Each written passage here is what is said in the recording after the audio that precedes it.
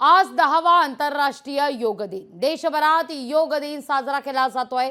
पंतप्रधान नरेंद्र मोदींनी देखील काश्मीरमध्ये योग दिनाच्या कार्यक्रमात ते सहभागी झालेले होते। योग साधना त्यांनी केलेली आहे। श्रीनगरमधल्या दल सरोवरच्या किनारी आंतरराष्ट्रीय योग दिनाच्या कार्यक्रमात देशाचे पंतप्रधान नरेंद्र मोदी सहभागी झाले होते।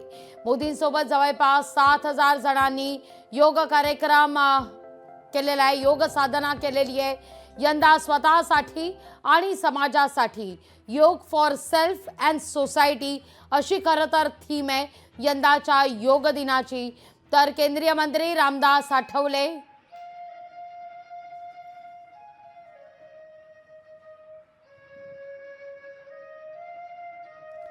यांनी देखील योग साधना केलेली आहे।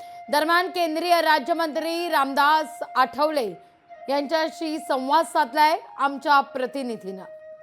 आज आंतरराष्ट्रीय योग दिन सर्वत्र मुंबईमध्ये पाहायला मिळत आहे आणि मोठ्या प्रमाणात योग दिनानिमित्त विविध ठिकाणी कार्यक्रम देखील घेण्यात आलेले आहेत। मात्र माझ्यासोबत आज योग दिनानिमित्त केंद्रीय मंत्री रामदास आठवले यांनी देखील योग करताना आपल्याला पाहायला मिळालेले आहेत। सर, काय सांगाल, किती महत्त्व आहे आपल्या दैनंदिन दिवसामध्ये? सर्वत्र मुंबईमध्ये आपण पाहतोय सगळेच राजकीय मंत्री असतील, नेते असतील, ते देखील योग करताना पाहायला मिळतंय। तुम्ही देखील आता योगा केलेला आहे, काय सांगाल, किती महत्त्व आहे तुमच्या देखील दैनंदिन दिवसात? तर आपल्या जीवनामध्ये जीवन आनंदी बनवायचं असेल, आपलं शरीर सुदृढ बनवायचं असेल, रोगमुक्त बनवायचं असेल तर योगा अत्यंत आवश्यक आहे।